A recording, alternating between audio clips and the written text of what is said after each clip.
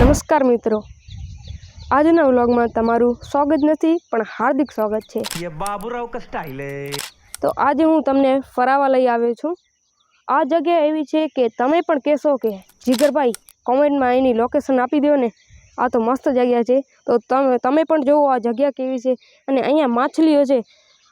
હું જ્યારે બ્લોગ અહીંયા શૂટ કરવા આવ્યો ત્યારે જ બિચારી માછલી છીપાઈ ગઈ।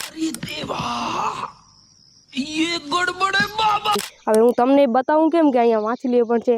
અને એક અહીંયા એકદમ મસ્ત ચીજ છે, તમે હું જો ચકલીઓના માળા કેવા છે, આ ક્યાંક ક્યાંક જોવા મળે છે।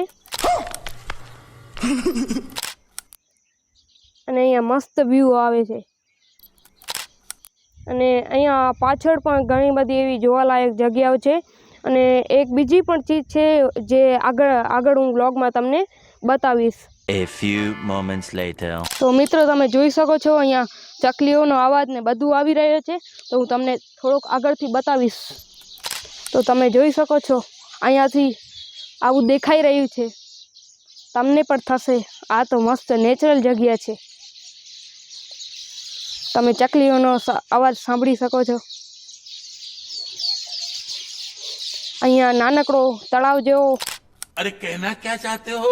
અહીંયા નાનકડો તળાવ પણ છે।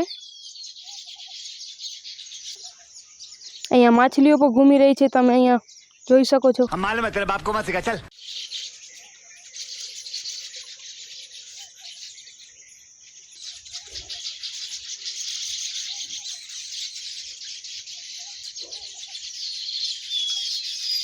મિત્રો તમે માછલીઓ તો જોઈ લીધી, હજી આપણે બહુ જ લોકેશનો ફરવાની છે। અને ગાયના મુખમાંથી પાણી નીકળતું હોય એવી પણ એક ચીજ છે જે તમને બતાવીશ। તો આ વ્લોગમાં બન્યા રહેજો અને મોડી લાઈક ઠોકવાનું ભૂલતા નહીં, કારણ કે મને પણ થોડુંક મોટિવેશન મળે તો હું પણ આવી ઘણી બધી લોકેશન છે ત્યાં હું ફરવા જાઉં અને તમને પણ ફરાવીને।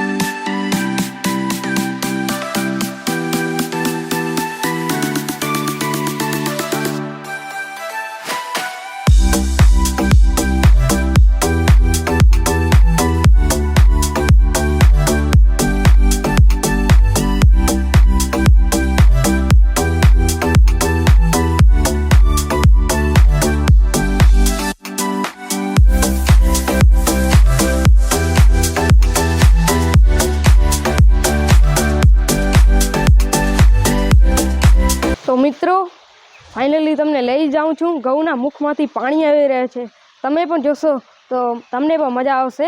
અહીંયા બે મુખ છે તો તમે જોજો। તો હું જઈ રહ્યો છું નીચે અને પાછળ જ છે, તમને હું બતાવી દઉં। આ બધું પાણી જેટલું પણ તમને દેખાયું આ બધું પીવા લાયક છે। તો આ અહીંયા ઢોળાવવાળી જગ્યા છે, એના કારણે જમીનનું પાણી પણ અહીંયા પીવા લાયક બની ગયું છે।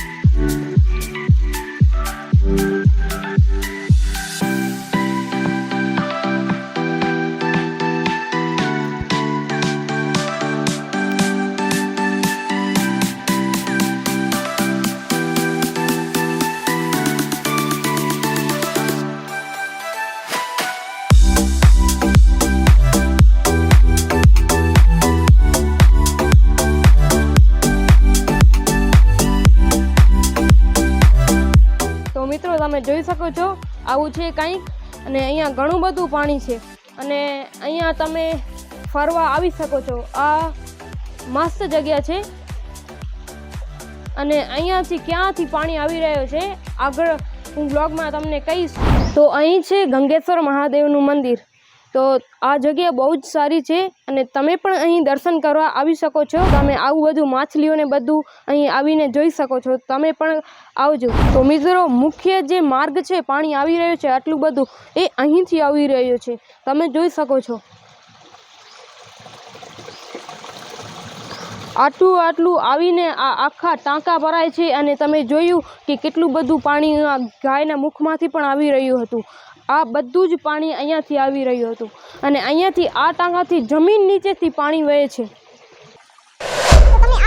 સારી લાગી તો વિડીયોને લાઈક કરજો, અને ચેનલને સબસ્ક્રાઈબ, અને તમે કોમેન્ટ કરજો કે તમને જગ્યામાં શું શું બહુ જ ગમ્યું છે.